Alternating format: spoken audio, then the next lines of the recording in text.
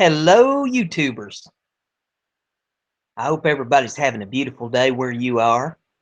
And I'd like to start this broadcast out by thanking Mike Soror for having me on his show last night. That was a lot of fun. We told some stories and had a blast over there. So if you haven't caught it, maybe you need to pull that up and take a look at it. That it was a good time had by all. And the name of his channel is called The Voice of Reason. So you could pull that show up from last night and listen to us tell a bunch of stories. We had a good time and lightened the mood a little bit. We got a lot of news to bring you today. I hate to have to burden it down with a lot of political stuff, but hey, 'tis the season, you know. I mean, here we are on Friday, the 4th day of November 2016. We've only got what, four or 5 days here till the election next Tuesday. And I don't know. I mean, they're saying in the news that it's a horse race. Everything that I'm seeing says that Trump is about to win this thing. But of course, we got the electoral votes to consider, so we'll have to see how this plays out. But man, oh man, this is one that'll go down in infamy. There has never been an election like this. First article I have for you is off of endingthefed.com. It says, confirmed, Obama now planning to pardon Hillary of all crimes. The American people deserve to know whether or not President Barack Obama will pardon Hillary Clinton between Election Day and the inauguration of our next president on January the 20th, 2017. Last week, Hillary Clinton received 2 October surprises. The first came on Friday when FBI Director James Comey sent a very short letter to Congress explaining that he would be reopening the investigation into Clinton's use of a private email server to send and receive classified information. The second came when the FBI opened up an additional investigation into the Clinton Foundation for their years of pay-to-play while Hillary Clinton was Secretary of State. This investigation was spawned because of the thousands of emails released by WikiLeaks. If Hillary Clinton wins this election, sources working with the White House have indicated President Obama will likely pardon Hillary Clinton of all her crimes that the FBI is investigating her for. Under Article 2, Section 2, the president's power to issue a pardon for a federal offense is nearly limitless. Hillary Clinton would have the power under the Constitution to pardon herself if she wins this election. In 2008, Slate reports the following. In 1866, the Supreme Court ruled an ex parte Garland that the pardon power extends to every offense known to the law and may be exercised at any time after its commission, either before legal proceedings are taken or after conviction and judgment. Once the act has been committed, the president can issue a pardon at any time, regardless of whether the charges have been filed. There are 2 likely scenarios in which Clinton would be pardoned by President Obama. If Hillary wins the election, Obama will undoubtedly pardon her. He has openly stated several times that he didn't think Hillary's mishandling of classified information posed a national security problem. It's also important to remember that Obama used the pseudonym in emails with Clinton, too. He is implicated in this mess as well. Pardoning Hillary and absolving her of all these crimes will also allow him to remain free of any charges. If Trump wins the election, we can be certain that Obama will pardon Hillary to protect her from prosecution. Obama would also be forced to pardon her because we know that a Trump-led administration would prosecute her to the fullest extent of the law, as he should. The FBI has the opportunity this week to do their job correctly, unlike before. We cannot stop Obama from pardoning the career criminal, but we can elect Donald Trump in order to take this nation back from the corrupt cronies like Obama and Clinton. Here's a leaked email showing that Hillary Clinton and top aides knowingly destroyed emails. And if you want to pull that up and take a look at it, you're welcome to do so, because all these URLs are in the description of the video, as per usual. But this is from Cheryl Uh, gosh, I don't know. The type is so small on this. Let's see if I can blow it up a little bit.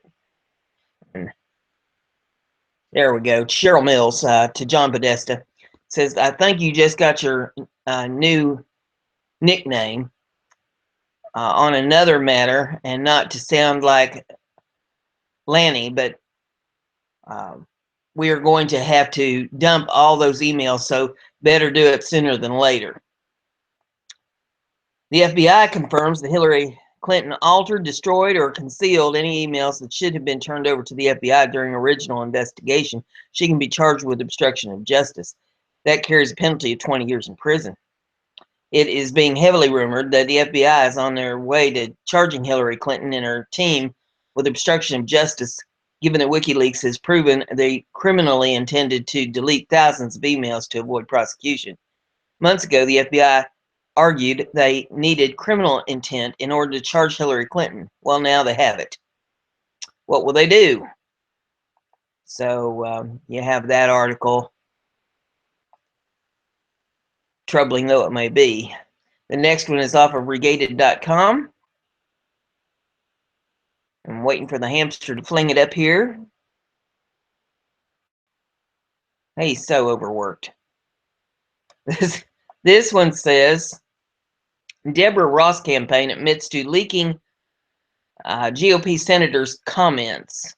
Dirty politics in North Carolina. Project Veritas gets the inside scoop of what really went down. Richard Burr, GOP senator, has been in the news cycle for comments he made privately, joking about shooting Hillary Clinton. It's got a picture of Hillary Clinton, Burr says. I was a little bit shocked. It didn't have a bullseye on it. Explosive new video from Project Veritas has confirmed that Burr's rival campaign Democrat Deborah Ross was one to obtain and leak the video of Burr's privately made comments. PVA journalists infiltrated the Ross campaign and talked with Audrey Raleigh, a political coordinator of Deborah Ross. And the video's in this if you want to pull that up at your leisure to take a look at it. It came from one of our staffers, Raleigh boasts. In the same breath, Adrienne Raleigh tells PVA journalists she's not supposed to say that. Note also, Raleigh used the word retard, which isn't very progressive or friendly at all. In fact, it's hypocritical. It isn't the PC crowd supposed to easily, or try this again, isn't the PC crowd supposedly to be easily triggered. Such blatant indifference to ethics and rules, secrets carelessly espoused.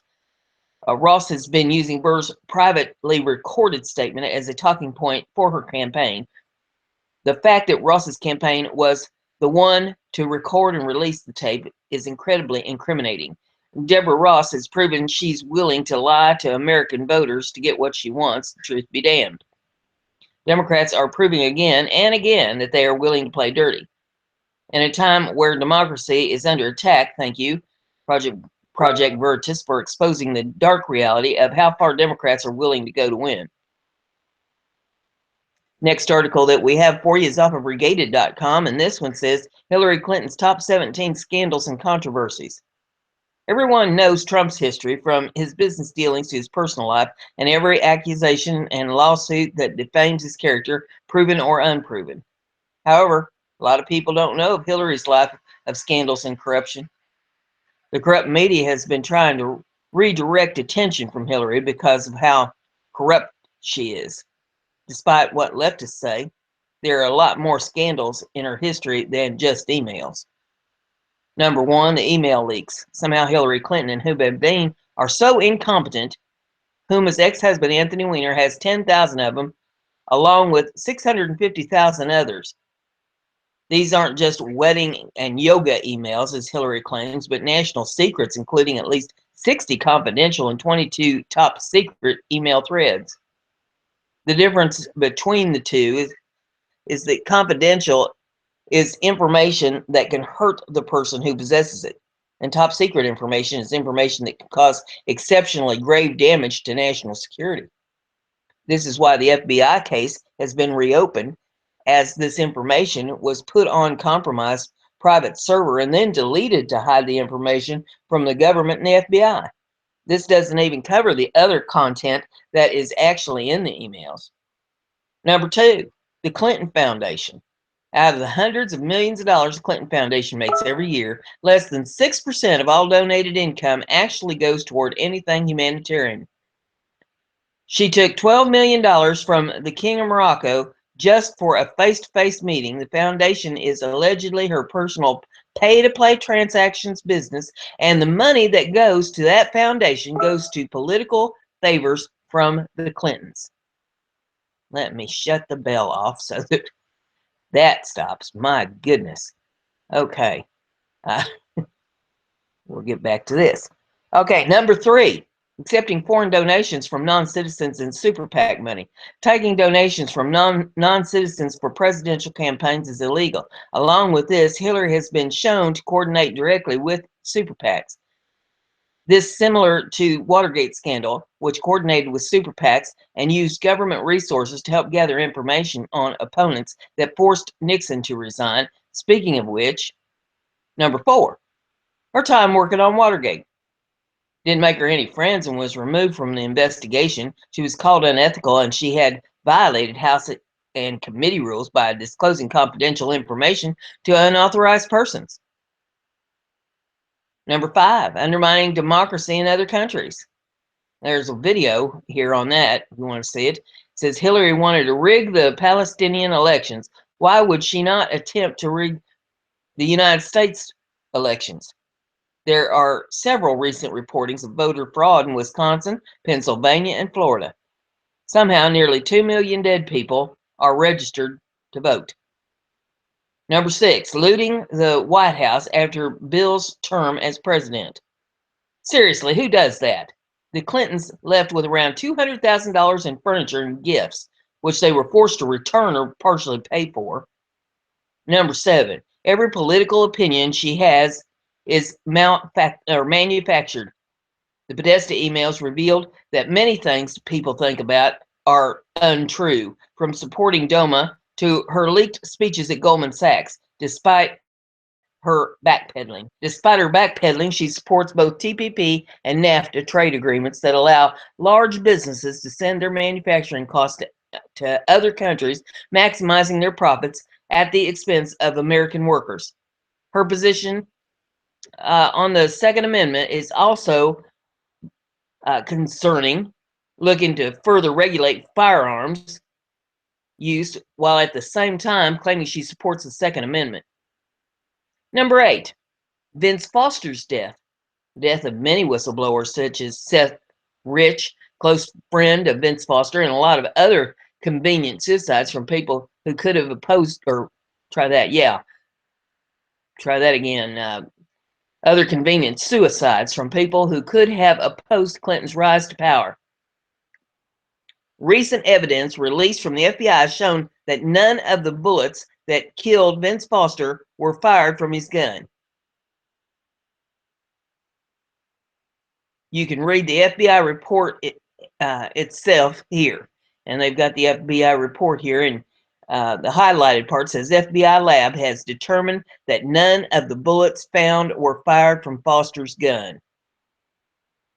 Now, how does this happen? How does somebody commit suicide and the bullets that's in them were not fired from the gun that they're holding that they were supposed to have shot themselves with?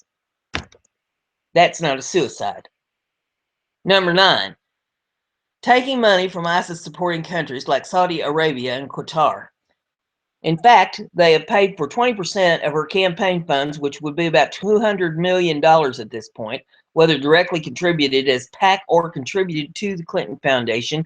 It should raise worries about how pay-to-play Clinton's reign will be, along with who is paying her.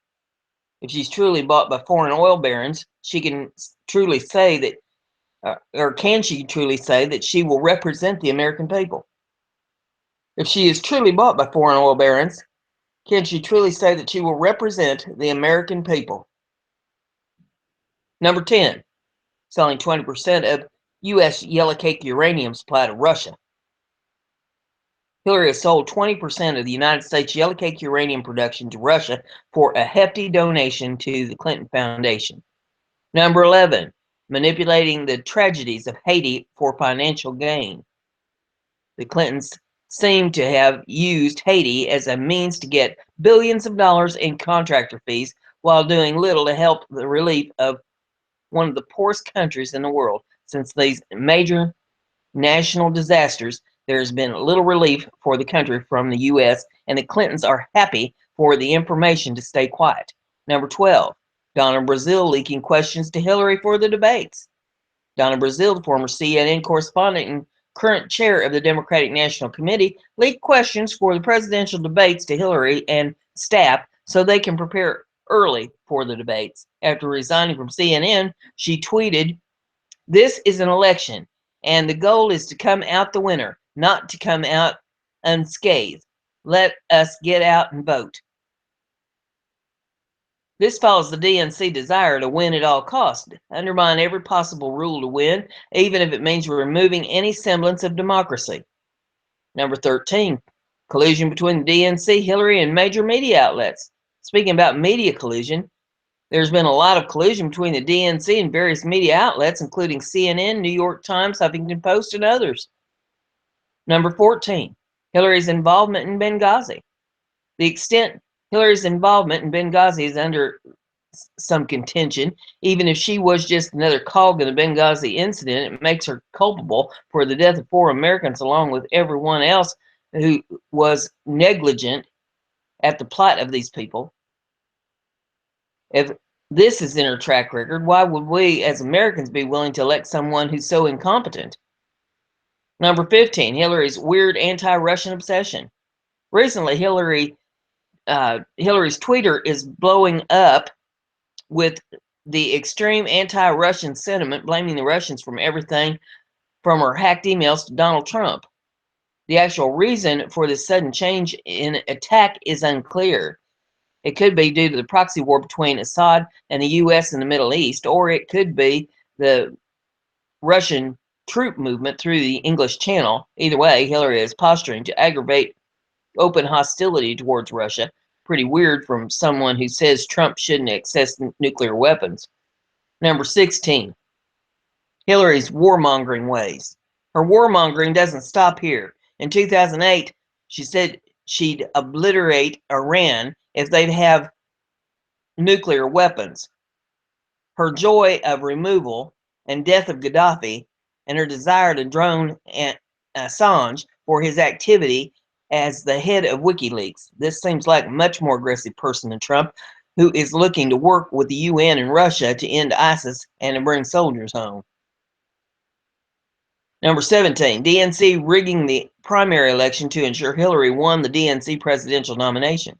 Bernie Sanders never had a chance to win the Democratic primary nomination. The DNC made sure she was elected the next president of the United States. Donna Brazile leaked Bernie's information to Hillary's campaign, trying to manipulate former Bernie supporters to work for Hillary.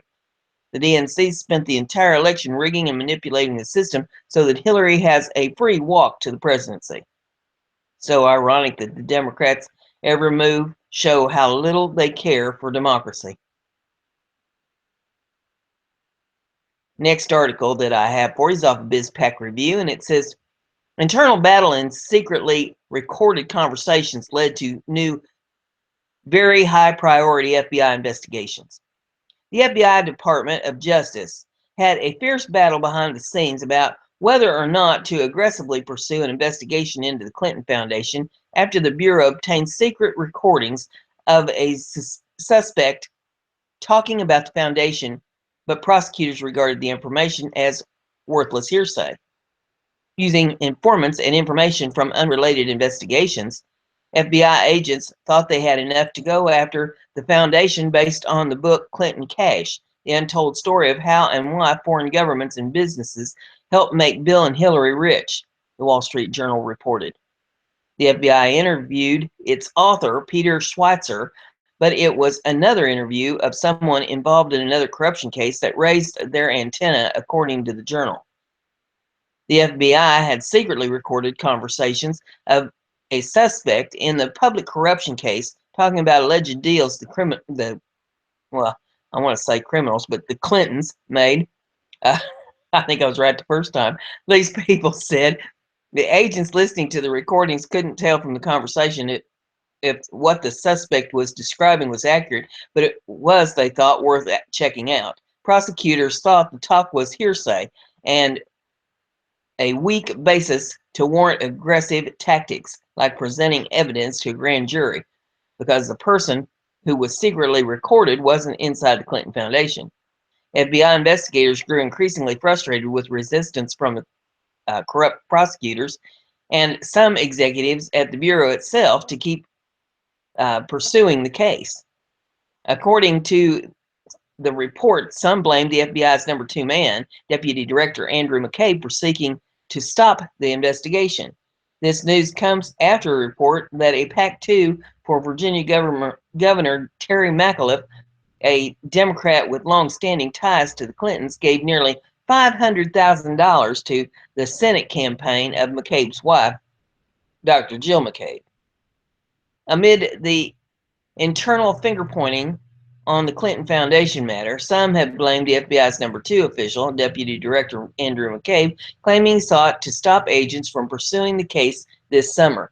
His defenders deny that and say it was the Justice Department that kept pushing back on the investigation. At times, people on both sides of the dispute thought Mr. Capers agreed with them. Defenders of Mr. Capers said he was straightforward and always told people he thought the case wasn't strong. Despite that, a new report from Fox News on Wednesday said the investigation into the Clinton Foundation is now a very high priority. And there's video in this if you'd like to take a look at that article and watch the videos. Another one here off of Fox News Politics says voter fraud. Dozens of ballots stacked outside his home. Jerry Mosna was gardening outside his San Pedro, California home Saturday when he noticed something odd. Two stacks of 2016 ballots on his mailbox. The 83 ballots, each unused, were addressed to different people, all supposedly living in his neighborhood, his elderly neighbor's two-bedroom apartment. Let me read that part again. The 83 ballots, each unused, were addressed to different people, all supposedly living in his elderly neighbor's two-bedroom apartment. Now, how do you have 83 people in a two-bedroom apartment? I think, is this a clown car? What the hell? I think this is spooky, Monza said. All the different names, none we recognize, all at one address. His wife, Maldena Mosna, noted their 89-year-old neighbor lives by herself and 80 people can't fit in that apartment. They took the ballots to the Los Angeles Police Department but were directed to the post office. They felt little comfort there would be an They felt little comfort there would be an investigation and called another neighbor, John Chilio, who contacted the Los Angeles County Registrar's office. A spokeswoman for the registrar said the office will investigate. Both Cacherio and Jerry Mosna told Fox News they think they stumbled onto a case of fraud. Yes, there's voter fraud. We saw it with our own eyes, Cacherio said. In a statement, the office of the register said, we are carefully reviewing our records and gathering information to fully identify what took place. Our preliminary assessment is that this appears to be an isolated situation related to a system error that duplicate ballots to be issued to an address entered for a single voter. We are working directly with the system vendor to ensure the issue is addressed and to identify any similar occurrences. Further, spokeswoman Brenda said the Postal Service has indicated that they returned all of the improperly addressed ballots to our office. Spokesman Richard Marr confirmed the U.S. Postal Inspection Service has offered its assistance. He would not comment on the number of incidents, saying only there are relatively few. John Fund, a journalist and co-author with Hans von Spakovsky of the book Who's Counting? How Fraudsters and Bureaucrats Put Your Vote at Risk, said Someone could easily have voted with these ballots using a variety of fake signatures. It's doubtful they would have ever been detected, Fun said. Von Spakovsky, I don't know, I can't pronounce these weird foreign names, senior legal fellow and manager of the Election Law Reform Initiative at the Heritage Foundation, said voter fraud is prevalent enough that it could make the difference in a close election. The Heritage Foundation, he said, has recorded 430 cases of voter fraud, proven cases where someone was convicted or a judge ordered a new election. A former FEC commissioner and counsel to the Assistant Attorney General for Civil Rights at the U.S. Justice Department, Von Spakovsky, whatever it is, said California is a particular concern because of the rising number of non-citizens illegally registering and voting in elections, as well as the terrible shape the voter registration rolls are in. The 89-year-old neighbor to whom the stacks of ballots were addressed is hard of hearing and was unavailable for comment. Mosnaz stressed that the ballots clearly were not for her and have not even discussed the issue with her. Holy smoke. 83 people in a 2-bedroom apartment.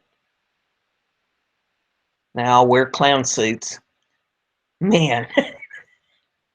News.com's the next one. Illegal immigrants surging to U.S.-Mexico border in race against Election Day.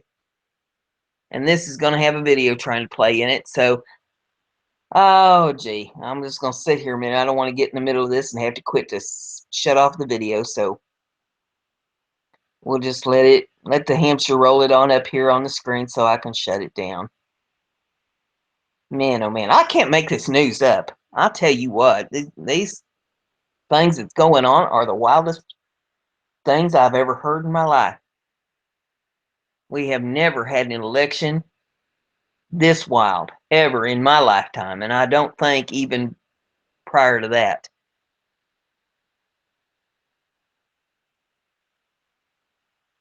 I believe that the internet is playing a huge role in this because of WikiLeaks and people being able to get a hold of these emails, stuff being able to be hacked. I mean, this other elections could have been just as filthy as this one. We just didn't know about it because we didn't have all this electronic stuff to expose it. You know, everything was on paper. There was break-ins. You had Watergate, break in and people stealing files and information and taping stuff back when it was on tape. So it's not that there hasn't been a bunch of filth going on, but it's easily exposed now, I guess. Well, I'll be dogged if this video, I mean, it just sitting there spinning like it was going to play, and now it's not playing. I don't know what's going on with it. As soon as I start talking, it'll go off. You know how it is.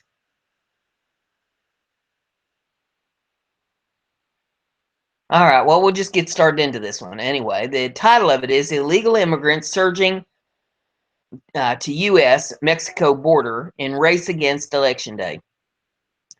Americans aren't the only ones motivated by Tuesday's election. The presidential race has immigrants from around the world racing to the U.S.-Mexican border as the cartels exploit a powerful narrative. Get into the U.S. while you still can.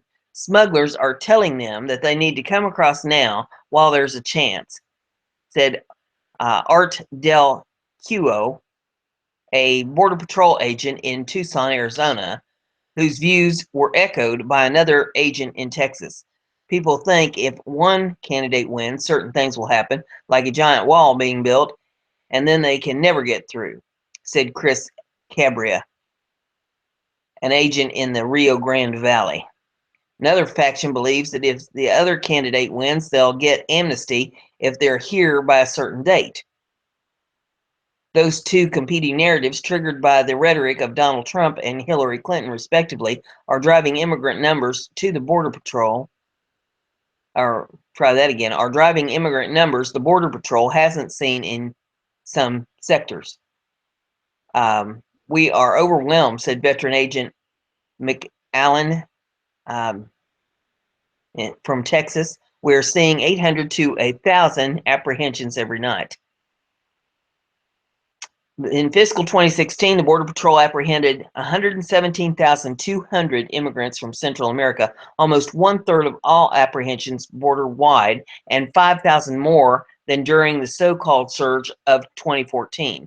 The agency also apprehended 5,000 Haitians, up from just 700 last year. The number of immigrants claiming to be from Africa and Asia also is up. There are always going to be a push and pull factor that influence individuals' decision to make that trek, said Tucson Border Patrol Sector Chief Paul Beeson. The poverty and violence plaguing many of these countries helps push immigrants north, Beeson said. Pull factors include available and good-paying jobs in the U.S. and immigration policy that provide work permits and freedom for immigrants while the courts adjudicate their asylum claim. When you stop somebody, you ask their name, and the first thing they'll tell you is, I'm here for asylum. I can't go home because they'll kill me. When it takes a good 5 or 6 minutes just to get their name out of them, they have a rehearsed story, said Cambria. Once they get here, those papers say they can pass through our checkpoint. We'll never see them again. Del Cuyo said the agents are not getting any backing from D.C., and we need to start enforcing every single immigration law we have on the books. Del Cuyo and Cabrera also, Del Cuyo and Cabrera belong to the National Border Patrol Council, which represents the Border Patrol's 18,000 field agents who are prohibited from talking openly to the media. While Central American immigrants have posed the biggest resource challenge for Texas, they say surge of Haitians are pouring into ports of entry in California and Arizona. Last year, the U.S. saw a 500% increase of Haitians admitted to the U.S., double that in San Diego, where right now 2,000 are waiting outside the port in San Isidro, I guess it is. According to Homeland Security sources, another 2,000 are in Mexicali, and several hundred are in San Luis, just south of Yuma, where Del Cuyo says immigrants are sleeping in a church parking lot. Further east in Nogales, Mexico, 150 are waiting to cross into U.S. They are camped next to the border fence, waiting for Customs and Border Protection officers to process them as refugees. Some had jewelry, and one woman had an iPad. The men surrounded the women, who huddled around a pile of boxes containing water and food. We've been in Nogales 20 days, said one middle-aged man in a striped shirt in broken English. We need help crossing the border. He said each immigrant paid a $4,000 to $6,000 smuggling fee. Once here, he said Mexican government had given each a numbered based on their arrival. We are seeing an uptick in the number of Haitians that are looking for immigration benefit, said Beeson, who admits the surge is taking agents off the front lines. Following the earthquake several years ago, Haitians were allowed to immigrate and stay in the U.S. under a program known as Temporary Protected Status. Earlier this year, the U.S. ended that protection, leaving some Haitians in the pipeline traveling through Mexico, where, according to officials, there are roughly 8,000 are on their way to the border. While Trump and Clinton have very different visions of immigration reform and border security, Stratfor's Cott Stewart doesn't see the border threat changing until conditions do south of the border. There's really no easy answer to it because there are just deeper issues, said Stewart, from the Defense and Security think tank. You have persuasive corruptions where you see all levels of government are involved in, drug dealing and other criminal activity. So these things all tie together and make it very difficult place for people to live and survive because of of that, it's very understandable why people would want to migrate from those conditions up to the United States. So there's that one. The next article I have for you is off of blacklistednews.com, and it says NYPD blows whistle on new Hillary emails, money laundering, sex crimes with children, child exploitation, pay to play, and perjury.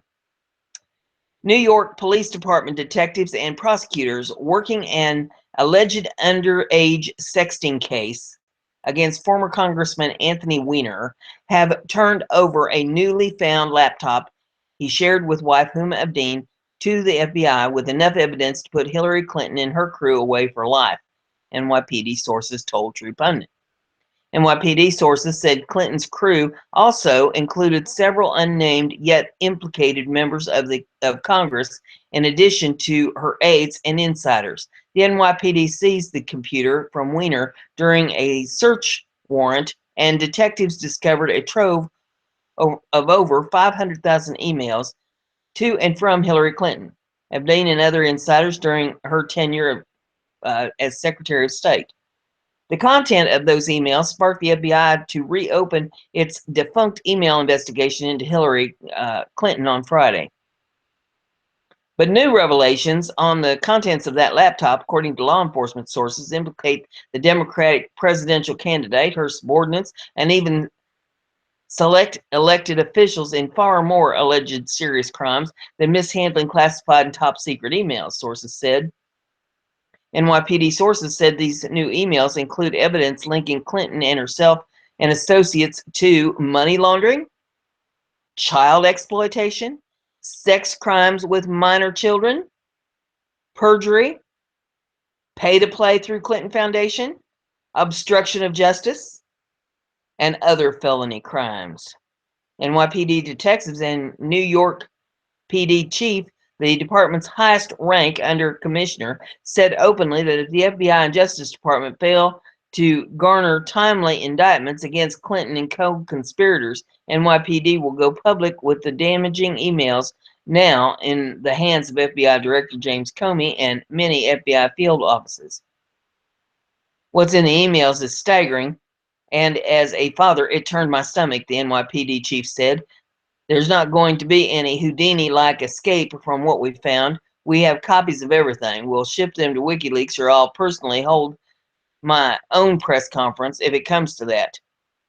The NYPD chief said once Comey saw the alarming contents of the emails, he was forced to reopen a criminal probe against Clinton. People are going to prison, he said. Meanwhile, FBI sources said Abedin and Weiner were cooperating with federal agents who have taken over non-sexting portions of the case from NYPD. Husband and wife Clinton insiders are both shopping for separate immunity deals, source said. If they don't cooperate, they're going to see a long sentence, the federal law enforcement source said. NYPD sources said Weiner or Abedin stored all the emails in massive Microsoft Outlook program on the laptop. The emails implicate other current and former members of Congress and one high-ranking Democratic senator as having possibly engaged in criminal activity too, sources said. Prosecutors in the Office of the Attorney General, Preet Bharara, have issued a subpoena for Weiner's cell phone and travel records, law enforcement sources confirmed. NYPD said it planned to order the same phone and travel records on Clinton and Abedin. However, the FBI said it was in the process of requesting the identical records. Law enforcement sources are particularly interested in cell phone activity and travels to the Bahamas, U.S. Virgin Islands, and other locations that sources would not divulge. New emails contain travel documents and itineraries, including Hillary Clinton, President Bill Clinton, Weiner, and multiple members of Congress and other government officials accompanied convicted pedophile billionaire Jeffrey Epstein on his Boeing 727 on multiple occasions to his private island in the U.S. Virgin Islands, sources said. Epstein's island has also been dubbed Orgy Island or Sex Slave Island, where Epstein allegedly pimps out underage girls and boys to international dignitaries. Both NYPD and FBI sources confirmed, based on new emails, they now believe Hillary Clinton traveled as Epstein's guest on at least 6 occasions, probably more, when all the evidence is combed, sources said. Bill Clinton, it has been confirmed in media reports spanning recent years that he too traveled with Epstein over 20 times to the island. Laptop also unveiled more classified top secret breaches. According to others, according to other uncovered emails, Epstein and Clinton both sent and received thousands of classified and top secret documents to personal email accounts, including Weiner's unsecured campaign website, which is managed by Democratic political consultants in Washington, D.C. Weiner maintained a little-known email account that the couple shared on the website anthonyweiner.com. Weiner, a former 7-term Democratic congressman from New York, primarily used that domain to campaign for Congress and for his failed mayoral bid of New York City. At one point, FBI sources said Epstein and Clinton's classified and top secret State Department documents and emails were stored in Weiner's email on the server shared with a dog grooming service and a Western Canadian bicycle shop.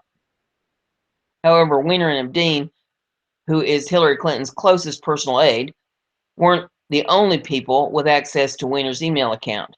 Potentially dozens of unknown individuals had access to Epstein's sensitive State Department emails that were stored in Weiner's email account, FBI sources confirmed. FEC records show Weiner paid more than $92,000 of congressional campaign funds to AnnLewisStrategies.com, Ann Lewis Strategies LLC, to manage his email and website, according to FBI sources.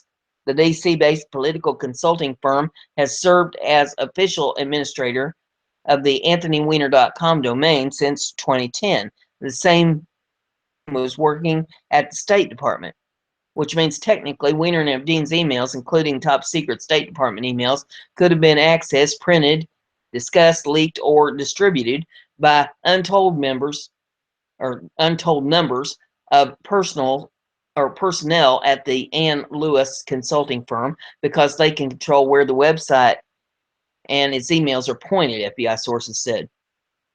According to FBI sources, the Bureau's newly amended probe into Clinton's use and handling of emails while she served as Secretary of State has also been broadened to include investigating new emails related to revelations, including Epstein's forwarded classified and top secret State Department emails to Weiner's email. Epstein stored emails containing government secrets in a special folder shared with Weiner, warehousing over 500,000 archived State Department emails. Weiner had access to those classified emails and top secret documents without proper security clearance to view the records. Epstein also used personal Yahoo address and her Clinton email.com address to send and receive, store classified top secret documents.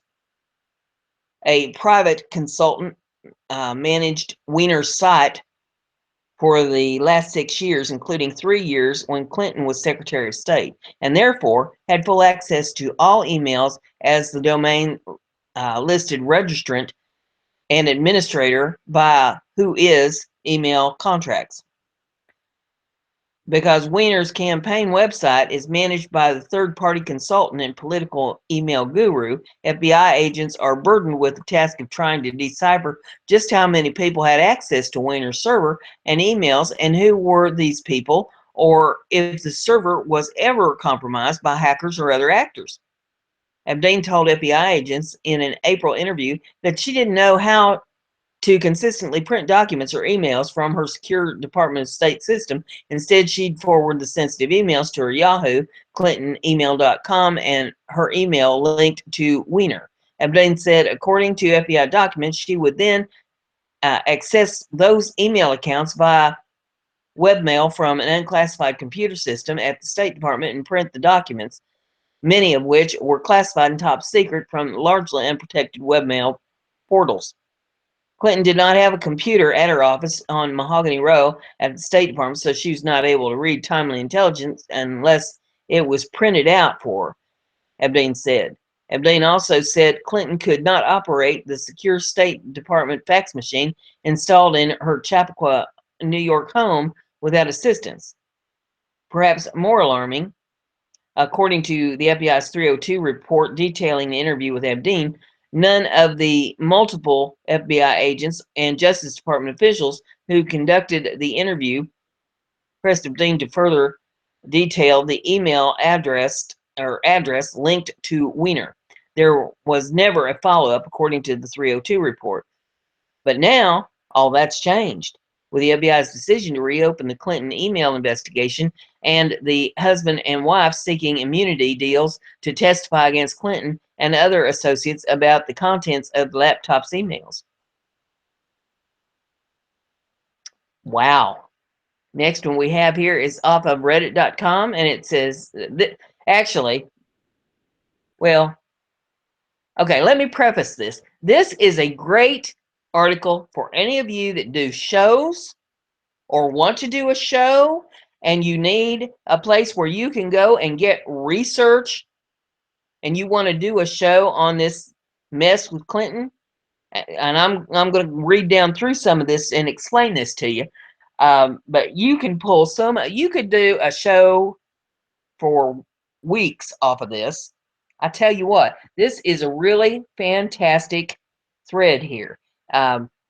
This is called, it says latest info, FBI mega thread, WikiLeaks Central. It says breaking. I believe I have connected a convicted child abductor who was caught stealing children in Haiti with the Clintons. And this is a research, basically, site. It's got all these threads and emails and stuff in this of links and stuff that you can pull up. And I'm going to read through some of it. I don't know if I'll be able to cover it all, but I'll hit the high points.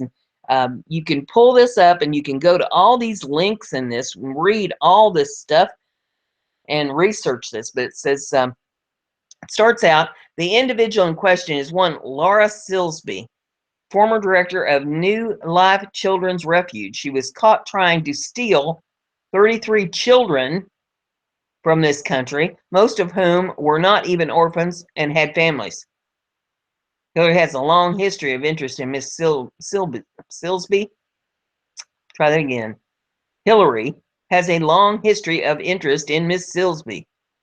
WikiLeaks emails dating back to at least 2001 have been found in her archives discussing Laura's NGO. Laura had claimed she planned to build an orphanage in the Dominican Republic, but authorities in the country said she never submitted an application for this purpose. They instead located to Haiti. And there's sources in this, and you can click on these sources and all the links. Whom Abdeen was constantly forwarding Hillary's articles on this woman's organization. One of the first things Hillary did when she took over the scene in Haiti was to get Laura off the hook. The attorney who represented Laura Silsby, a man who himself was a convicted sex trafficker. Even more disturbing, we're uncovering emails in WikiLeaks where they are literally pricing how much it costs to transport children. And I mean, there's links in every one of these that you can click on and get more information on it. It says, again, this was the same group that got busted by Haitian authorities trying to traffic kids. Link. They're in Clinton emails. Link. Pitch for funding. Super sketchy. Link. This looks like Mills and Company are drafting statements following extradition. Link. It says, please help me research. There's surely more emails to be found in WikiLeaks on this. If we can connect the Clintons to child abductor, their campaign's done. And then there's an edit. It says, I want to add this email showing HRC contacting a lawyer regarding the 10 people who were arrested for their roles in this kidnapping case. And there's a link. And WikiLeaks, more emails and link. Edit 2, more on the story and a link.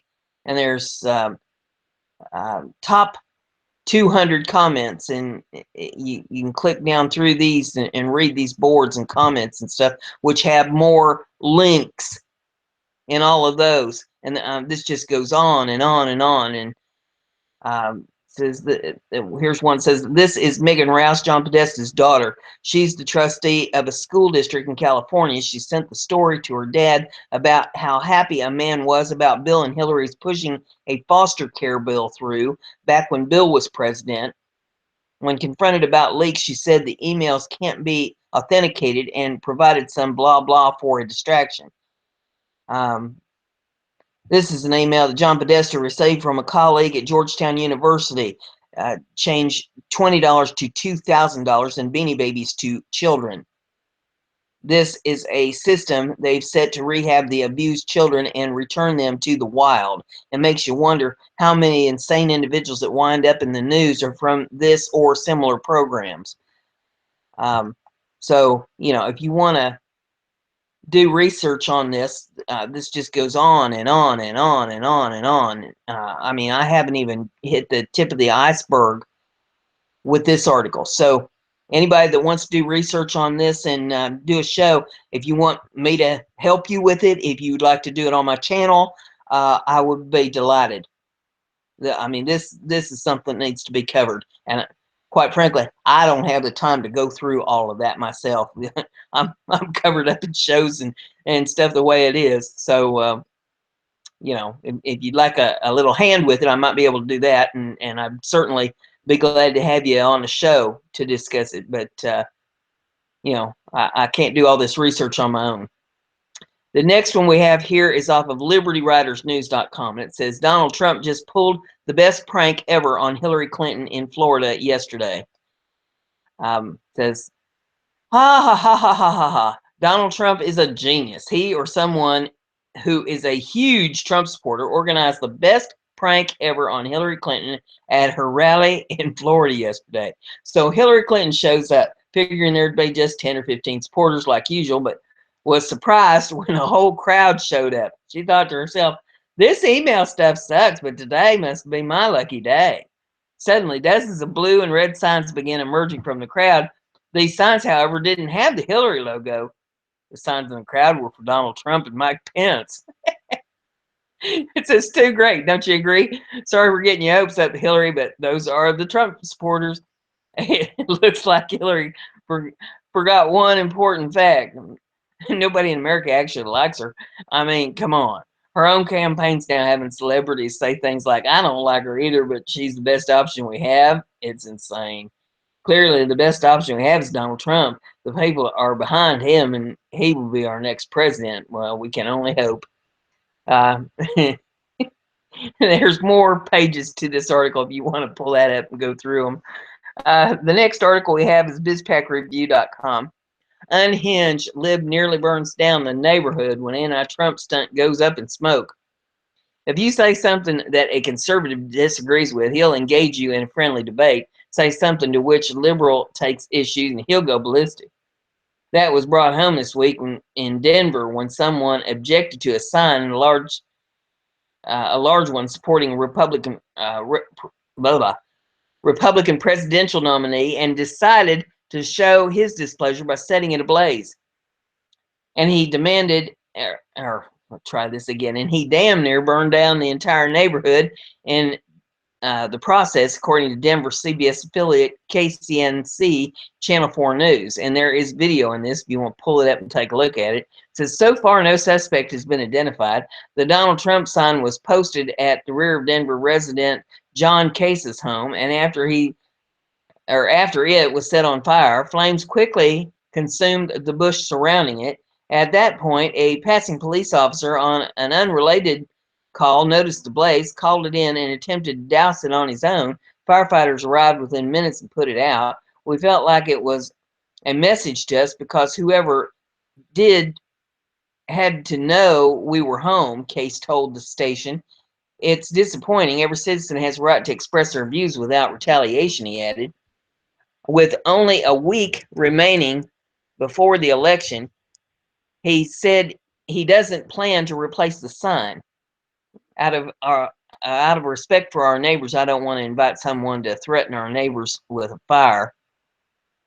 The late William F. Buckley once observed that liberals claim to want to give a hearing to other views, but then are shocked and offended to discover that there are other views.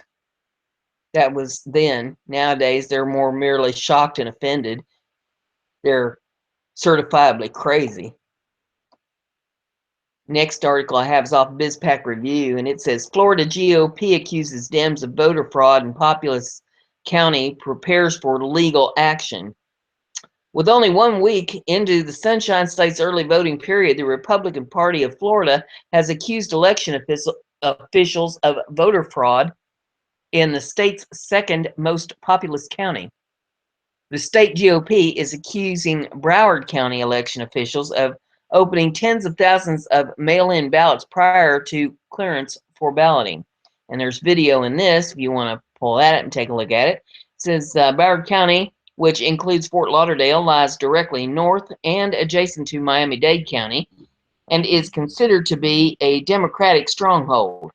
State Republican Chairman Blaise Ingoglia sent a warning letter Wednesday to Brenda Snipes, Broward County's supervisor of elections. Fox News field correspondent Heather Lacey reported. And her tweet here says, violations by Broward County Election Office with ballot by mail counting letter attached. And the letter's here if you want to pull it up and read it. Florida law prescribes that when supervisor of elections takes in all these ballots, they have to be approved by the canvassing board, Ingoglia told Fox News Channel's Adam Shapiro. He said that the officials lacked legal authority to open the ballot envelopes and would be filing a lawsuit first thing Thursday morning if the RPOF receives no adequate reply. If there's challenges to ballots on election day, there will be nobody here to hear those challenges, he said.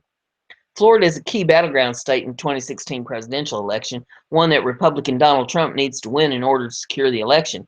Also, Broward County was at the center of 2000 presidential election hanging Chad's controversy.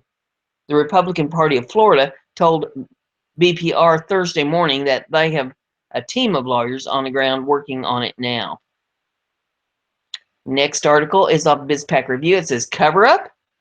Clinton Foundation fails to disclose latest donor report and tax return. Clinton Foundation officials have yet to disclose the charity's third quarter 2016 donors, which ended September 30th. This ensuring voters won't know who contributed in the final months leading up to the November 8th presidential election. Also, late in the 2015 990 tax return for the former president's charity. The Clinton Foundation pledges on its website that for maximum transparency, we update our donor webpage each quarter that we receive the contributions. But officials there have yet to post the latest quarterly donor report, and they've offered no explanation. The third quarter period is from July 1st to September 30th and is normally released in October. The Clinton Foundation's website currently states that its numbers are good only through June 2016 or the second quarter. In the past, Foundation has released amid much public fanfare its third quarter donor list. The Clinton Foundation has also not released its 2015 Form 990 federal tax return in the Internal Revenue Service, meaning the voting public will have no ability to assess the charity's financial health, programs, or activities until after the election. The charity has been under fire amid allegations that American special interests in foreign governments by access and influence of the Clintons. Former Secretary of State Hillary Clinton has harshly criticized her Republican presidential opponent Donald Trump for not releasing his tax returns. Trump has said repeatedly that he will release the returns once the IRS completes the audit. But the foundation's refusal to disclose key donor documents on the eve of presidential balloting will likely fuel suspicions that the Clinton charity is trying to hide controversial information, which will in turn increase voter worries about her honesty and trustworthiness. You can only think that they're trying to hide something or keep an issue away from the American people. It's hard to otherwise understand, Matthew Whitaker, a former U.S. attorney, told the Daily Caller News Foundation. Whitaker is executive director of the Foundation for Accountability and Civic Trust, a conservative nonprofit government watchdog. Actions sometimes speak louder than words in this case. Obviously, there is something the foundation and its hierarchy just want out in the American consciousness on the eve of the election, Whitaker told the DCNF. Clinton's poll standing has suffered dramatically in the wake of FBI Director James Comey's disclosure Friday that the law enforcement agency has reopened its investigation of her use of a private email address and private server located in her New York home while serving as America's chief diplomat. The case is particularly explosive for Clinton as the new FBI inquiry centers on a child pornography investigation of former Representative Anthony Weiner, whose estranged wife, Huma Abedin, serves as one of Clinton's closest advisors. Clinton Foundation failure to release its latest donor information is contrary to a promise of transparency it prominently pledged in 2008 when Hillary Clinton was nominated by President Obama as Secretary of State. At that time, the Clinton Foundation pledged an annual disclosure of donors when it signed a memorandum of understanding with Obama transition team, but in spring of 2015, it promised to go further and release donor information each quarter.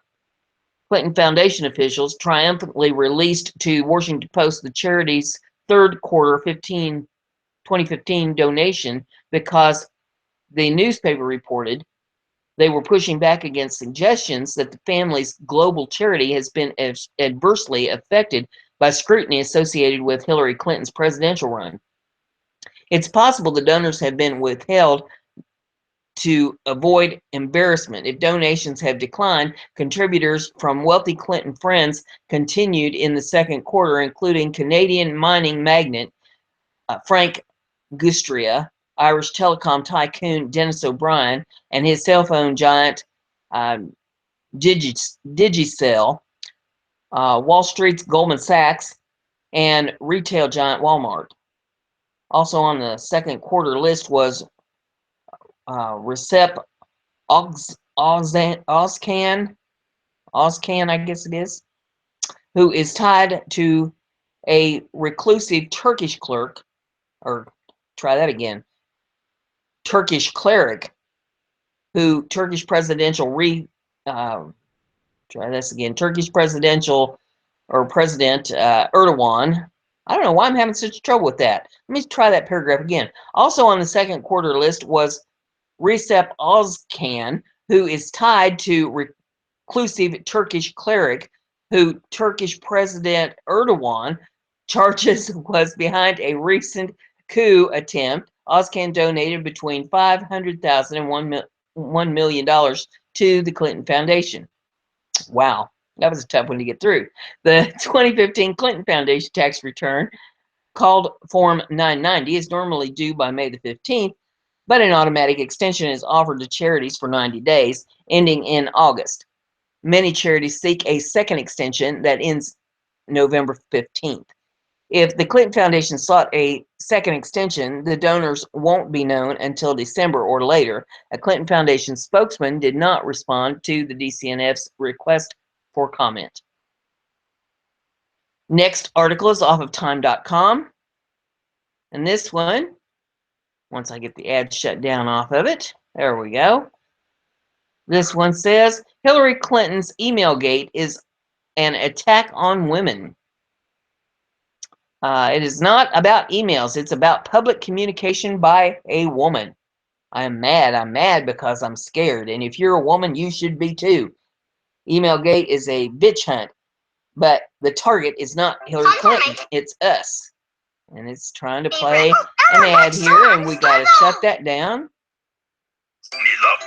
Lord have mercy.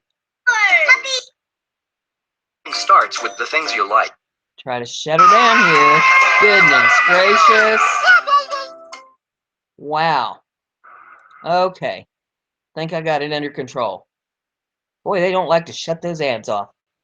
Okay. The only reason the whole email flap has legs is because the candidate is female. Can you imagine this happening to a man? Clinton is guilty of speaking while female. And Emailgate is just a reminder to us all that she has no business doing what she's doing and must be punished. For the sake of all decent women everywhere, there is so much of that going around. The people are demanding Clinton act like moral exemplars, thundering from the pulpit like Jonathan Edwards or Cotton Mather. But Donald Trump, Rudy Giuliani, Chris Christie, Newt Gingrich, Rush Limbaugh, and their many conservative friends are not remotely Clinton moral superiors. They are simply bullies using gender discrimination to give a veneer of plausibility to their accusations. FBI Chief James Comey has shown himself to be another bully of the same kind. He has repeatedly talked down to Clinton, admonishing her as bad parent would a 5-year-old. He has accused her of poor judgment and called her use of private email server extremely careless. If Comey's a Boy Scout here, uh, here's one old lady who will never let him help her across the street. If the candidate were male, there will be no scolding and no scandal. Those very ideas would be absurd. Men have a nearly absolute right to freedom of speech. In theory, so do women, but that, as the creationists like to say, is only a theory. Clinton's use of a personal server has not been found to be a crime. Then how is it so many have found the charge to be, or charge so easy to make and make it stick? How has her use of the server made plausible all the claims that she is deceptive and untrustworthy? It's not about emails, it's about public communication by a woman in general. Of course, in the year 2016, no one, probably not even the Donald, could make this argument explicitly. After all, he and his fellow Republicans are not waging war on women. How do we know that? They have said so, and they're men, so they must be telling the truth. How to tell the genders apart. Men are truthful, women are liars. Now you know. But here's Hillary Rodham Clinton, the very public stand-in for all bossy, uppity, and ambitious woman. Here are her emails, and since it's a woman doing what decent women should do, engaging in high-level public communication, well, there must be something wrong with that, even if we can't quite find that something. We will invoke the terminology of criminal law to account for our feelings. She's getting away with treason. Put her in jail. We can't quite put our fingers on it, but the words sure do make a lot of people feel better, so they must be right. Clinton has Clinton has repeatedly apologized, but apparently not enough for her accusers. In fact, her apologies were only mistakes. By apologizing, she acknowledged guilt. But that's what women are supposed to do because women are always guilty of something. Several members of her own staff sent emails grumbling that she was recalcitrant apologizer, but her instinct was right. Apologizing has only made her weaker. Her opponent never apologizes, not really. So accusations slide off his back like water off a duck. Imagine emails the Trump campaign must be exchanging. Now those would be legitimately interesting. Holy smoke. It actually hurt to read that. What on God's green earth? The author here is Robin Lackoff is a professor of linguistics at the University of California, Berkeley, and author of Language and Women's Place. Holy smoke. Somebody needs to educate her. Hillary wants to talk about an intervention. There's a gal that needs an intervention right there. It has nothing to do with gender. It has everything to do with the law. It has everything to do with the Constitution. It has everything to do with being upright, forthright, standing for your country, and some morality. Well, if you paid any attention to any of these articles I've read, this woman is involved in pedophilia. She's involved in child trafficking. She's involved in everything under the sun, according to the emails that's come out on her. She sold this country down the river with uranium one. She's got pay to play with the Clinton Foundation. I mean, there's no end to the filth on this gal, and it would make no difference what gender. I mean, Bill's involved in it too. Wow. I can't make this stuff up. Next one is off of judicialwatch.org. It says feds order law enforcement agencies to ignore drug use, criminal records to hire minorities. And this one is in fine print, so we don't have to blow it up a little bit here and make it big enough to read it. Okay. And a push to hire minority police officers, the Obama administration is asking the nation's 18,000 law enforcement agencies to forgive drug use, disregard criminal records of candidates from underrepresented communities, and lower standards on written and physical exams. It's part of the administration's Advancing Diversity in Law Enforcement initiative, following a string of officer-involved shootings involving African Americans. Key to the mission is the racial diversity of local law enforcement agencies so that they better reflect the diversity of communities they serve. To accomplish this, several barriers must be removed, and the details are outlined in a report issued directly by the Department of Justice and the Equal Employment Opportunity Commission, the federal agency that enforces the nation's workplace discrimination laws. The document aims to help carry out the recommendations of President Obama's Task Force on 21st Century Policing. Chief among them is identifying barriers that undermine diversity in law enforcement in three key areas: recruitment, hiring, and retention. To eliminate the largest barriers, agencies are adopting a holistic view of applicants' skills and strengths by, among other things, ignoring their criminal record. Here's an excerpt from the report. Certain barriers, including background investigations that treat all arrests and criminal convictions alike, regardless of type of offense or how recent the occurrence, or even screen out those voluntarily admitting to drug use alone without any conviction, can prevent the agency from hiring the diverse officers it needs to connect with to connect with and serve the entire community.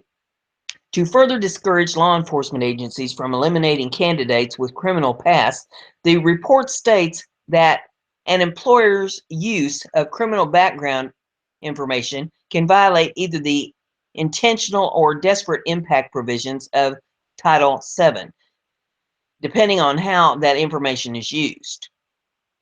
This refers to the section of Civil Rights Act that prohibits employment discrimination based on race, color, religion, sex, and national origin. The argument here is that a disproportionate number of minorities will be eliminated by criminal background checks. The administration concedes that legal challenges claiming that criminal background checks policies have unlawful, disparate impacts have generally not been successful in court. Credit history checks and psychological evaluations also present discriminatory employment barriers to women and racial minority applicants, the report states. A police department in Daly City, California, is listed as an example of a model law enforcement agency that overlooks the criminal past of job applicants in the name of racially diversifying its workforce. The city, which is located just south of San Francisco, has a lot of low-income communities where gang activity, violence, and drug trafficking are prevalent. The command staff understands that recruiting and hiring many residents means being open to individuals with complicated pasts, according to the report. From the chief's perspective, these non-traditional hires have strong connections to the communities in Daly City and are able to move through them in a way that outsiders would find difficult, enhancing the department's ability to do its work effectively. Besides discounting criminal records and drug use, the administration wants law enforcement agencies to lower standards on written tests because they have been shown to have an adverse impact on racial minority candidates. The president's task force has determined that certain written tests used as part of the entry-level hiring in state and local law enforcement agencies are likely to create an unlawful, desperate impact and are not necessary for selecting the most qualified candidates. Reliance on these tests can create an unnecessary barrier to the hiring of qualified racial minority applicants, the report says. Another factor keeping minorities out of policing is the emphasis that some law enforcement agencies have placed on violent, dangerous nature of profession, according to the report. The administration wants to change this to promote their role as guardians of the community, even as cops get violently ambushed and brutally murdered around the country.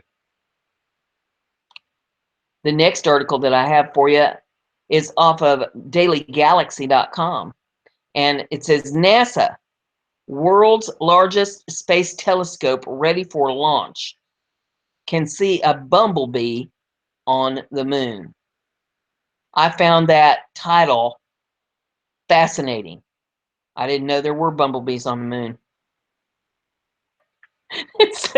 We'll read this. It says NASA announced yesterday that it has completed the construction of the world's largest space telescope, the James Webb Space Telescope, JWST, after almost 2 decades of construction.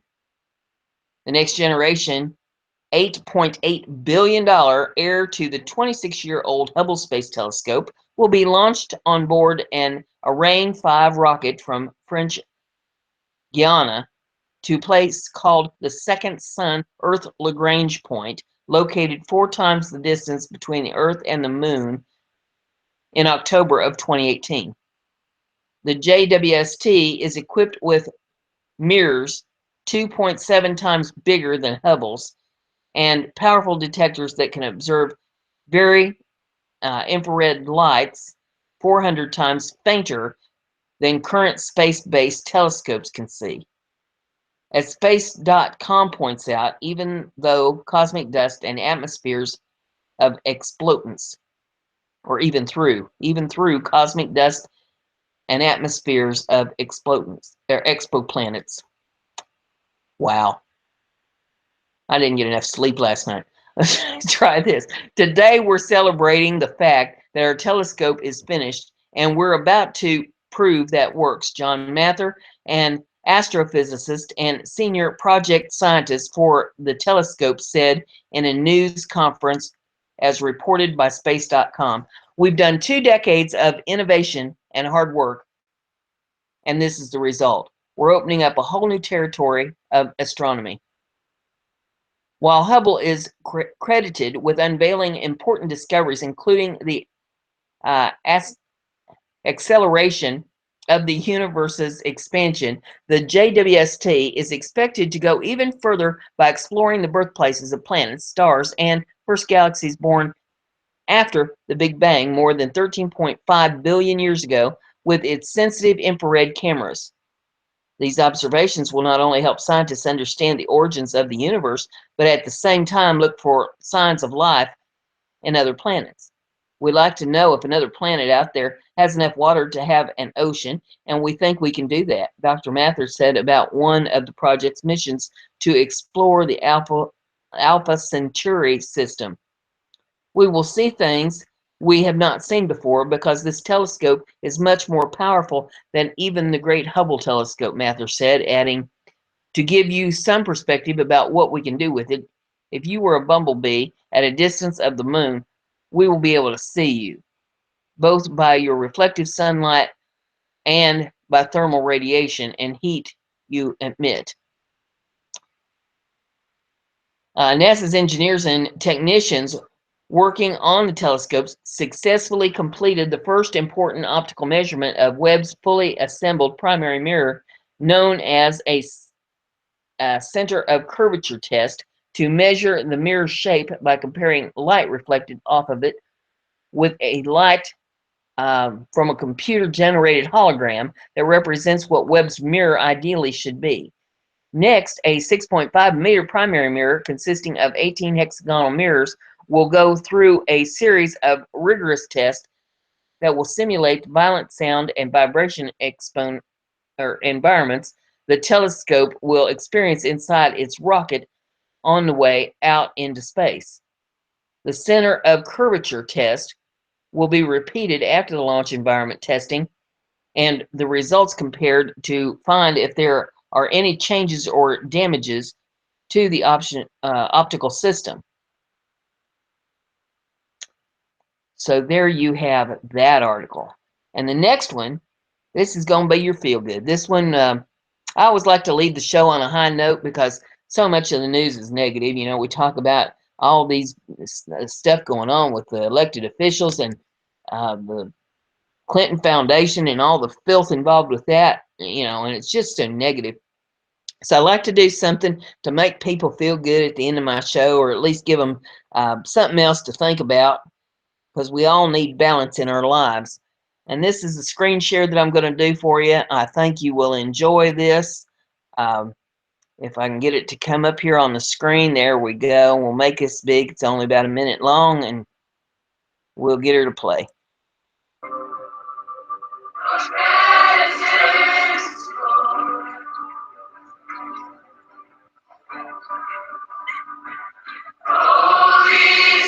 Over 400 students and faculty surprised Ben Ellis, a Latin and Bible teacher at Christ Presbyterian Academy in Nashville, Tennessee, with a song.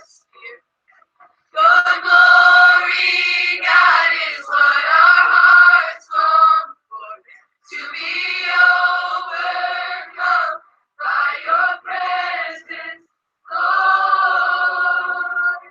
Ben and his family received some difficult news the night before, and the teacher made the decision to discontinue his cancer treatment. The school says that students and faculty wanted to shower him with love because he's changed so many of their lives. To be overcome by your presence, Lord. This touching moment not only lifted Ben's spirits, but it also gave him some much-needed strength during this difficult time. Be sure to watch Inside Edition. So there you go. I thought you'd enjoy that. Doing something nice for other people doesn't happen nearly enough. We get in this society where we get to thinking it's all about me, me, me, me, me. And sometimes you just need to do something nice for other people. This man in his hour of need, where he needed to be lifted up, and his students and friends came together to sing hymns and let him know that he was not forgotten. You need to look around yourself. You may have family members, you may have neighbors, you may have friends or coworkers that they just need to know that somebody cares. Something for you to think about. It doesn't hurt you to let someone else know that you care. Even complete strangers, if you see somebody that needs a helping hand and you're available, help them out if you can. So with that, I will end the show, and I hope it's a beautiful day where you are. I hope you get out there and kick off your shoes, stick your feet down in the grass, soak up some earth energy, balance yourself, take a breath of fresh air, and be glad you woke up above ground. Bye.